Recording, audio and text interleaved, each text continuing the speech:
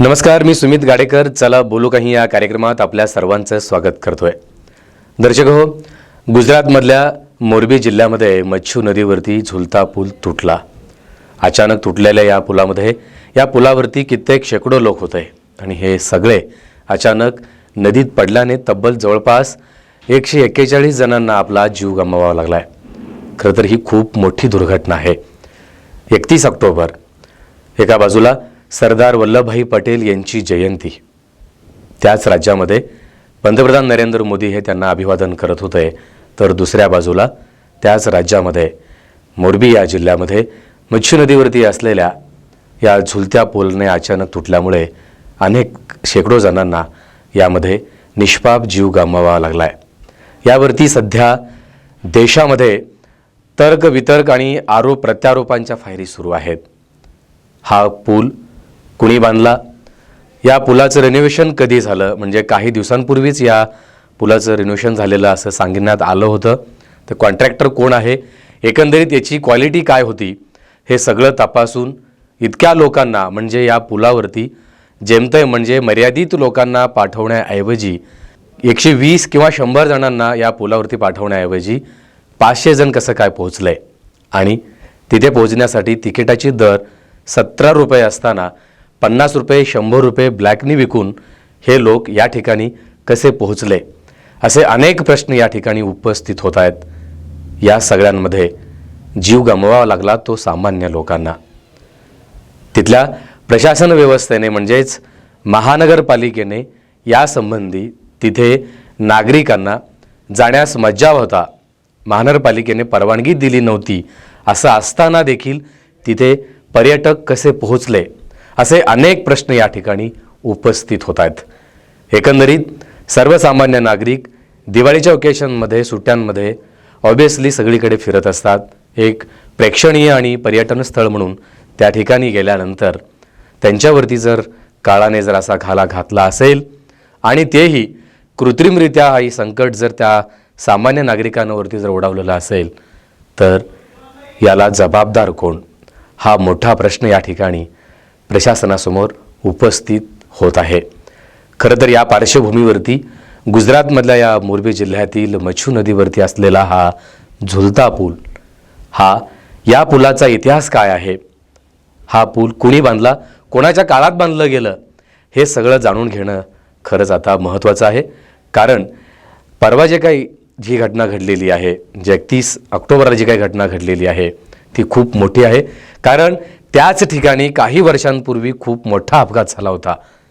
त्या अपघातामध्ये हजारो लोकांना जीव गमवावा लागला होता. त्याच घटनेची पुनरावृत्ती पुन्हा झाली, म्हणून हा विषय खूप महत्त्वाचा आहे. जाणून घेऊयात, हा झुलता पूल मच्छू नदीवरती बांधलेला मोरबी जिल्ह्यातला हा पूल कुणी बांधला, याचा इतिहास काय आहे, कोणाच्या काळात हे पूल बांधलं गेलं आणि हे पूल कोणाच्या मालकीचं आहे. एकंदरीत या सगळ्याविषयी आपण माहिती जाणून घेऊयात. चला तर मग जाणून घेऊया तो मोरबी पुलाचा इतिहास. कसा आणि कधी बनवला गेला हा झुलता पूल. खरं तर हा पूल जवळपास 150 वर्षांपूर्वी मोरबीचे राजे सर वाघजी ठाकोर यांनी मोरबी जिल्ह्यातील हा सस्पेन्स ब्रिज बांधला. त्यावेळी याला कलात्मकतेचा आणि तंत्रज्ञानाचा चमत्कार मानलं गेलं. या पुलाचं उद्घाटन 20 फेब्रुवारी 1879 रोजी मुंबईचे तत्कालीन गव्हर्नर रिचर्ड डेम्पल यांनी केलं होतं. पुलाच्या बांधणीसाठी आवश्यक साहित्य इंग्लंडहून आणण्यात आलं होतं आणि पूल बांधण्यासाठी त्यावेळी 3,50,000 रुपये इतका खर्च आला होता. गुजरातच्या मोरबी जिल्ह्यात रविवारी मच्छू नदीवरील झुलता पूल तुटला आणि शेकडो लोक नदीत पडले. या दुर्घटनेतील मृतांची संख्या 141 इतकी सांगितली जाते आहे. नदीत पडलेले अनेक जण अद्याप बेपत्ता आहेत. तसंच मृतांची संख्या वाढण्याचीही भीती व्यक्त केली जात आहे. मोरबीचे राजे सर वाघजी ठाकोर यांनी जवळपास 150 वर्षांपूर्वी आधुनिक युरोपियन तंत्रज्ञानाच्या मदतीने या पुलाची निर्मिती केली होती. मोरबीमधील सस्पेन्शन ब्रिजचं उद्घाटन 20 फेब्रुवारीलाच झालेलं. या सस्पेन्शन ब्रिजमुळे मोरबी शहरात मोठ्या प्रमाणात पर्यटन येत असत आणि त्यावेळी या पुलाकडे कलात्मकतेचा आणि तंत्रज्ञानाचा चमत्कार म्हणून पाहिलं गेलं. सस्पेन्स ब्रिज 1.25 मीटर रुंद आणि 233 मीटर लांब होतं. हे ब्रिज दरबार गड पॅलेस आणि नजरबाग पॅलेसलाही जोडलं जातं. 2001 साली गुजरातमध्ये झालेल्या भूकंपामुळेही या पुलाला धक्का बसला होता. या पुलाच्या निर्मितीत सर वाघजी ठाकूर यांच्या काळातील स्थापत्य कलेचा प्रभाव होता. वाघोजी ठाकूर हे मोरबी शहराच्या विकासात वेग आणण्यासाठी काम करत असत. सर वाघजी ठाकूर यांनी 1922 पर्यंत मोरबीवरती राज्य केलं. राजेशाहीच्या काळात मोरबी शहराच्या नियोजनात युरोपियन शैलीचा प्रभावपणे स्पष्ट दिसून येतो. शहराच्या मुख्य चौकाला ग्रीन चौक म्हणून ओळखलं जातं. इथं 3 वेगवेगळ्या दरवाजांमधून पोहोचता येतं. या तिन्ही दरवाजांच्या निर्मितीत राजपूत आणि इटालियन शैलीचा मिलाफ सहज दिसून येतो. मोरबी जिल्ह्याच्या वेबसाईटवरील माहितीनुसार सस्पेन्शन ब्रिज मोरबी रॉयल्टीचं पुरोगामी आणि वैज्ञानिक दृष्टिकोन दाखवून देतं. इंडियन एक्सप्रेस या इंग्रजी वृत्तपत्रातील माहितीनुसार या पुलाचा मालकी हक्क सध्या मोरबी नगरपालिकेकडे आहे. नगरपालिकेनं नुकताच हा झुलता पूल ओरेवा ग्रुपकडे करारपत्र करून 15 वर्षांसाठी या पुलाच्या देखभालीसाठी आणि चालवण्यासाठी सोपवलं होतं. ओरेवा ग्रुपच्या प्रवक्त्यांनी प्रसारमाध्यमांना सांगितलं की अनेक लोकांनी पुलाला हलवण्याचा प्रयत्न केला आणि प्राथमिकदृष्ट्या हेच दिसून येतं की याच कारणामुळे पूल कोसळला असावा. नुकतेच पुलाची दुरुस्ती करून 26 ऑक्टोबरला पुन्हा सगळ्यांसाठी खुला करण्यात आला होता. मात्र नगरपालिकेचं म्हणणं की पूल खुला करत असल्याची माहिती आम्हाला देण्यात आली नव्हती. मोरबी नगरपालिकेचे मुख्याधिकारी संदीप सिंह झाला यांनी या सांगितलं की हा पूल मोरबी नगरपालिकेची संपत्ती आहे. मात्र आम्ही काही महिन्यांपूर्वीच 15 वर्षांपासून ओरेवा कंपनीला देखभाली आणि व्यवस्थापनासाठी सोपवलं होतं. मात्र या खाजगी फार्मने आम्हाला काहीही न कळवताच लोकांसाठी खुला केला होता. त्यामुळे आम्ही या पुलाचं सुरक्षा ऑडिट करू शकलो नाहीत. सस्पेन्शन ब्रिजसाठी तिकिटांची विक्री ओरेवा ग्रुपच करत होती. 12 वर्षाहून कमी मुलांसाठी 12 रुपये आणि वयस्करांसाठी 17 रुपये तिकीट ठेवण्यात आलं होतं. ओरेवा ग्रुप घड्याळांपासून ते ई-बाईकपर्यंत अनेक प्रकारच्या इलेक्ट्रिकल प्रोडक्ट बनवतात. कंपनीच्या वेबसाईटवरील माहितीनुसार कंपनी जगातील दुसऱ्या क्रमांकाची घड्याळ निर्मिती कंपनी आहे.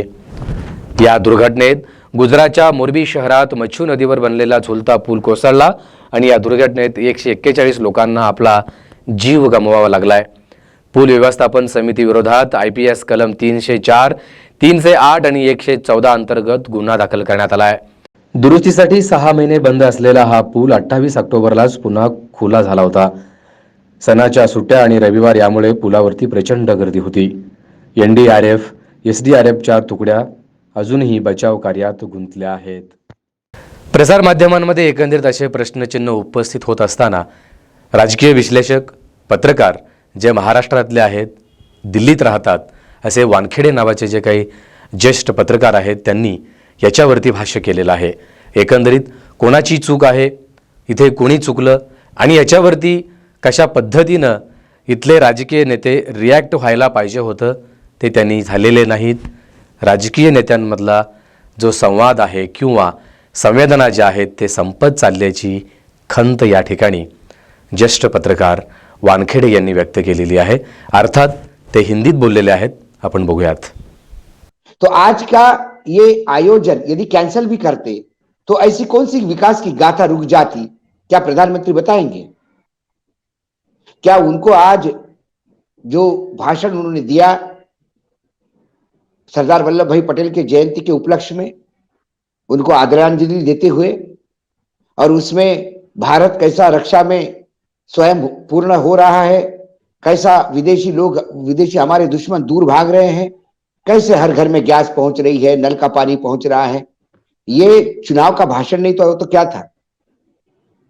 क्या चुनाव आयोग ने जब हिमाचल प्रदेश के चुनाव घोषित कर दिए जहां 12 तारीख को काउंटिंग है और 12 तारीख को वोटिंग है और काउंटिंग 8 दिसंबर को रखी, क्या इसीलिए रखी कि 8 दिसंबर को गुजरात की भी काउंटिंग होनी है? तो फिर गुजरात के चुनाव डिक्लेयर करने में इतनी देरी क्यों? क्या प्रधानमंत्री जी को 31 तारीख का कार्यक्रम और 1 तारीख का जो आदिवासियों का गुजरात राजस्थान बॉर्डर पे जो कार्यक्रम ले रहे हैं वो सरकार के खर्चे से करना था? ये तमाम चीजें हैं. कई आज दिन भर हम इस पे चर्चा कर रहे हैं अलग अलग पैनल पे. सहयोग से आज गुजरात के दोनों मेरे भाई मेरे साथ ही थे. कई जगह एक जगह ये बोला गया कि बंगाल का पुल का गिरना और गुजरात का पुल का गिरना अलग अलग बात. बंगाल का पुल इसलिए गिरा क्योंकि वो भ्रष्टाचार का निर्मित था, उसमें ठीक ठाक काम नहीं हुआ, इसलिए गिरा। तो क्या ये जो हादसा हुआ इसमें भ्रष्टाचार नहीं है? मैं भ्रष्टाचार इसलिए मानता हूं कि जिसने पुल का ये काम किया उसने प्रेस कॉन्फ्रेंस लेकर ये घोषित किया कि पुल लोकार्पित हो रहा है, फिर से खुल रहा है। उसके बाद 5 दिन तक वहां लोग पिकनिक मनाते रहे और प्रशासन मौन रहा। प्रशासन आज हादसा होने के बाद बोलता है कि ना हमसे एनओसी लिया, ना हमसे टेस्ट करवाया वेट बेयरिंग का। तो फिर प्रशासन उस प्रेस कॉन्फ्रेंस छपने के बाद और इतना वाई वाई होने के बाद एक्टिव क्यों नहीं? क्या हमारे पटेल तो थे, जयसुख पटेल जो है वो सरकार के दामाद हैं, क्या ऊपर से ये आदेश था या ऊपर के आदेश से डर रहे थे? वो बहुत अच्छा काम, उनके ग्रुप ने बहुत अच्छा सामाजिक काम भी किया है, लेकिन सामाजिक काम करने से आपको लाइसेंस नहीं मिलता गलत काम करने का। 100 लोग जहां जा सकते हैं वहां 600 लोग भेज दिए गए, टिकट के लालच में नहीं कहे तो काहे में कहे। वो नदी बहुत खतरनाक नदी है, उस नदी में लोग डूबने से नहीं मरते, गिरने से मरते हैं, क्योंकि उसका तला जो है वो नुकीले पत्थरों का है, वहां नीचे चट्टान सारी नुकीली है, इसलिए वहां कैजुअलिटी ज्यादा हुई है। ऊपर से गिरने के बाद आपका नीचे इंजर्ड होना या जख्मी होना बहुत निहायत मतलब कॉमन है वो, और ये कोई पहली बार नहीं कि वहां के लोगों को पता नहीं।